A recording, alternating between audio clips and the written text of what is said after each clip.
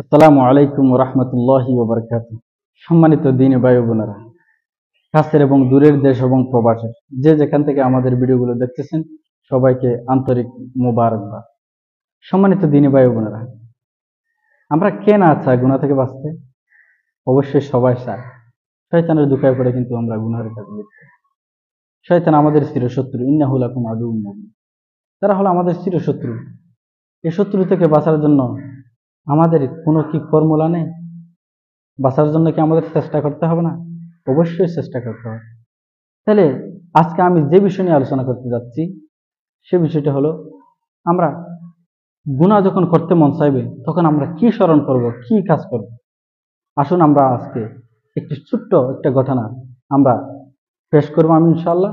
সেই ঘটনা থেকে ইনশাআল্লাহ আমরা শিক্ষা নেব এবং সামনে থেকে গুনাহ থেকে বাঁচার জন্য, গুনাহ করতে মন চাইলে এই কাজগুলো আমরা করবো ইনশাআল্লাহ। তাহলে চলুন, মূল ভিডিওতে যাওয়ার আগে সকলের কাছে আমার ছোট্ট একটা রিকোয়েস্ট, আপনি যদি আমাদের এই চ্যানেল নতুন দর্শক হয়ে থাকেন তাহলে অবশ্যই চ্যানেলটি সাবস্ক্রাইব করে আমাদের সাথে থাকবেন ইনশাআল্লাহ। কমেন্ট করে জানাবেন যে আমাদের ভিডিওগুলো কেমন লাগে, আপনারা কমেন্ট করে যাবেন যেন আমরা ভালো ভালো ভিডিও আপনাদেরকে উপহার দিতে পারি।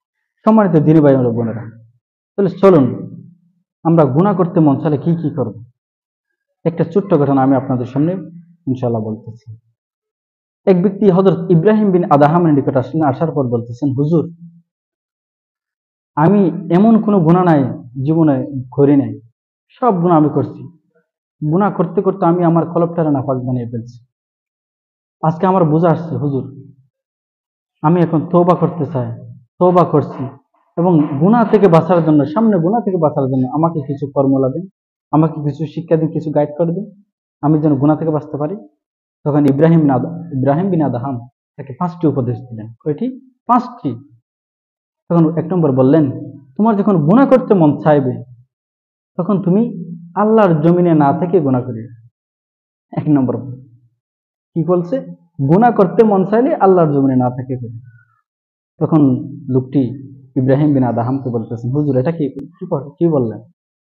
দুনিয়ার যেখানে যায় সব কিছুর সৃষ্টি তো আমার আল্লাহ, আমার আল্লাহ তো সব কিছুর মালিক, আমি আবার অন্য কোথায় যাব?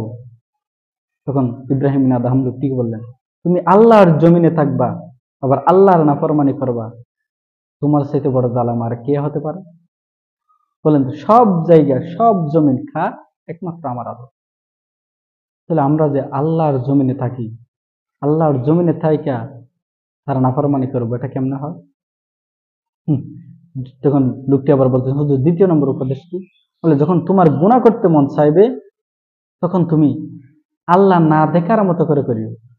আচ্ছা বলেন তো, আল্লাহ না দেখার মতো কি গুনাহ করা সম্ভব? কখনো সম্ভব না। আপনি সাগরের নিচেও থাকেন, সেখানেও আল্লাহ দেখতেছে। পাহাড়ের মাঝখানে আছেন, কেউ দেখতেছেন, আল্লাহ দেখতেছে।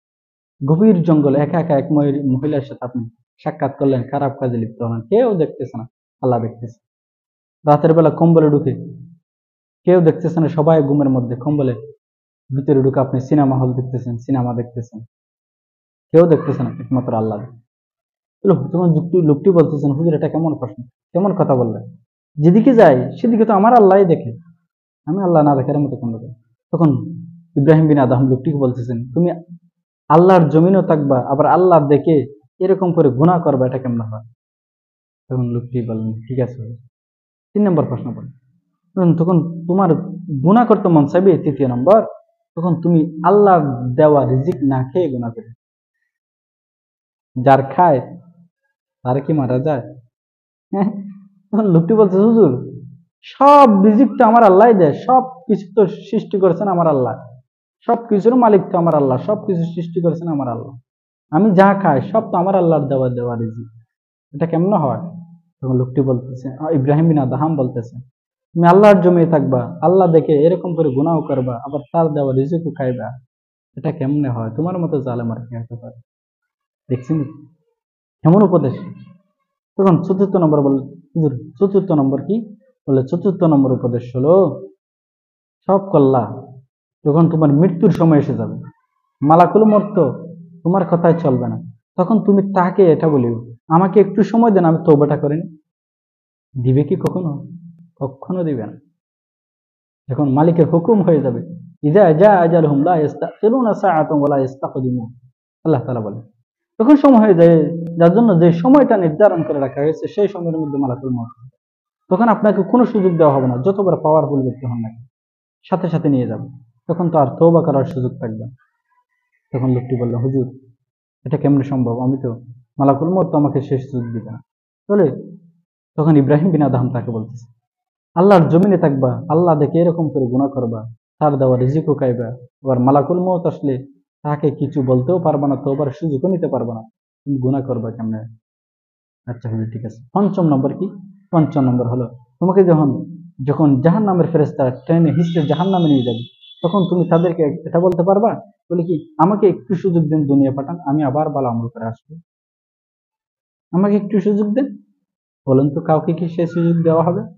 আল্লাহ তো কোরআনে বলছে সেই সুযোগটা তো কারোর জন্য নাই, এখানে যাওয়া আসে, আসা না। তখন লোকটি পাঁচটা উপদেশ দিলেন, লোকটি ইব্রাহিম বিন আদম। আমরাও যদি সেই পাঁচটা জিনিস ফলো করে চলি, যখন গুনাহ করতে মন চাইবে, আহা আমি আল্লাহর জমিনে আছি, কেমনে তার নাফরমানি করব? যখন গুনাহ করতে মন চাইবে তখন বলবো, আহা আমি তার দেওয়া রিজিক খাইতেছি, কেমনে তার নাফরমানি করব? যখন গুনাহ করতে মন চাইবে তখন বলবেন, হাই রে, আমি যা করতেছি কেউ দেখতেছে না, কিন্তু আল্লাহ তো দেখতেছে। হাই রে, এই মুহূর্তে যদি মালাকুল মউত এসে যায়, আমি তো তওবার সুযোগ পাবো না, কোন সময় মৃত্যু হবে সেটা তো আমি জানি, আমি কেমনে গুনাহ করব? আরে জাহান্নামের ফেরেশতারা যখন আমাকে টেনে হিস্ট্রি জাহান্নামে নিয়ে যাবে, আমি যদি হাজারো কান্না করি দুনিয়া আসার জন্য, আমাকে তো দুনিয়া আসার সেই সুযোগটা দেওয়া হবে না, তুমি কেমনে গুনাহ করবে? এই পাঁচটা যদি নিজের ভিতরে গেঁথে রাখতে পারেন, আমি শপথ খেয়ে বলতে পারো আল্লাহর নামে, কেউ গুনার দিকে মুঠেও যাবে না, গুনাহ করতে মুঠেও ইচ্ছা হবে না, দিলে একটা আল্লাহর ভয় এসে যাবে। আসুন আমরা আমাদের যখন গুনাহ করতে ইচ্ছা হবে, আমরা এই উপদেশগুলো আমরা মেনে নিচ্ছি। আল্লাহ তাআলা আমাদেরকে আমল করার তৌফিক দান করুন। আসসালামু আলাইকুম ওয়া রাহমাতুল্লাহি